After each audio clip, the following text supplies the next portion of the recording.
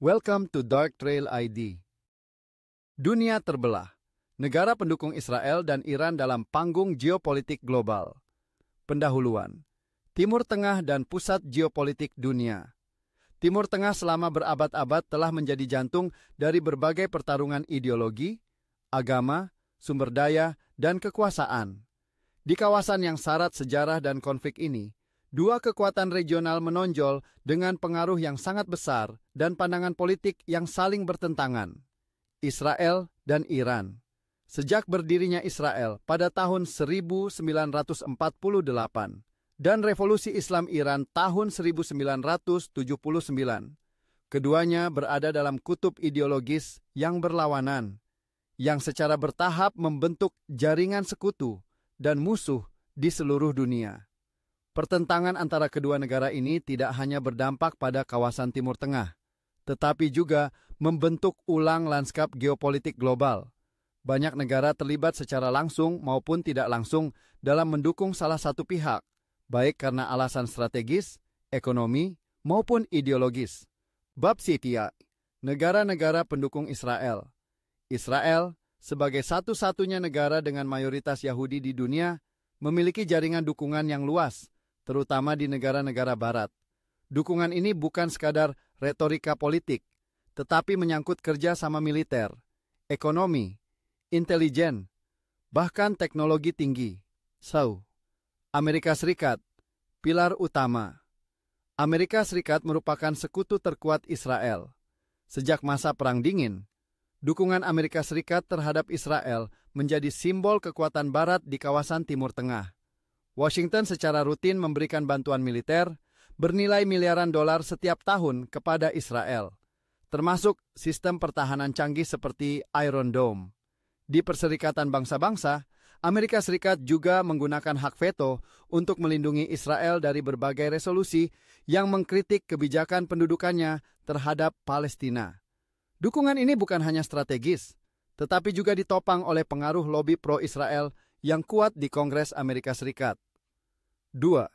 Inggris dan negara-negara Eropa Barat. Inggris, sebagai bekas kekuatan kolonial di Timur Tengah, juga memiliki sejarah panjang dalam membentuk realitas politik di wilayah tersebut. Saat ini, Inggris tetap menjadi sekutu militer dan intelijen Israel. Demikian pula Jerman, yang karena sejarah Holocaust, merasa memiliki tanggung jawab moral untuk mendukung Israel, meskipun kadang-kadang mengkritik kebijakan perluasan pemukiman Yahudi. 3. Kanada dan Australia.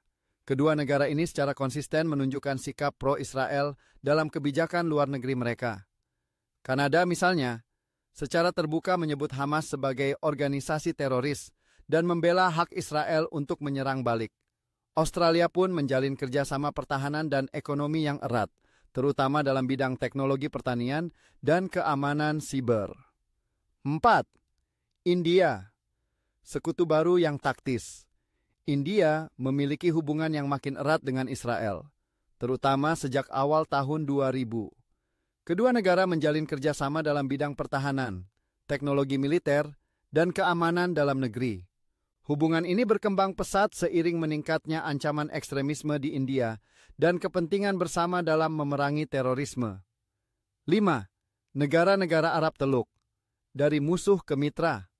Keberanian diplomatik muncul ketika Uni Emirat Arab, Bahrain, dan Maroko menormalisasi hubungan dengan Israel melalui Abraham Accords pada tahun 2020.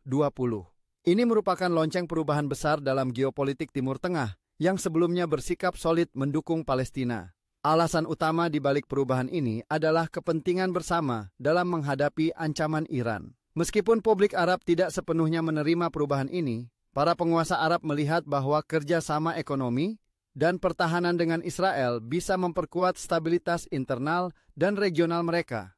6. Azerbaijan, sekutu di perbatasan Iran.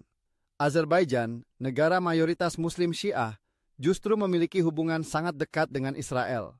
Ini terlihat jelas dalam konflik Nagorno-Karabakh, di mana Israel menyediakan drone dan sistem persenjataan kepada Baku.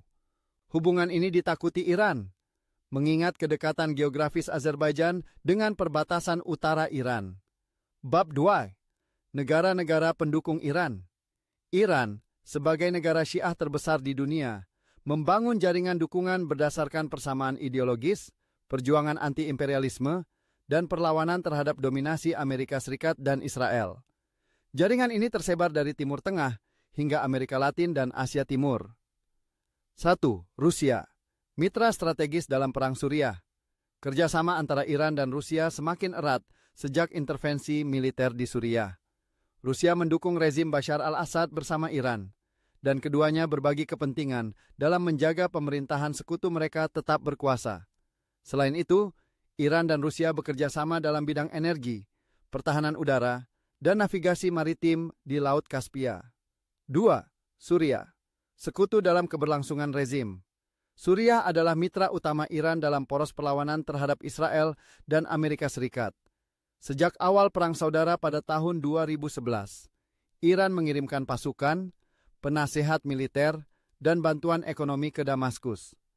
Suriah menjadi batu loncatan bagi Iran untuk memproyeksikan kekuatan ke Lebanon dan perbatasan Israel melalui Hizbullah. 3. Lebanon dan Hizbullah, tangan kanan Iran. Hizbullah bukan hanya sekutu, tetapi perpanjangan tangan Iran di Lebanon. Organisasi ini menerima bantuan finansial, senjata, dan pelatihan dari Teheran. Hizbullah telah menjadi kekuatan militer yang sangat besar dan bahkan lebih kuat dari angkatan bersenjata resmi Lebanon. Mereka aktif melawan Israel dan mendukung perlawanan Palestina. 4. Irak, dominasi milisi Syiah.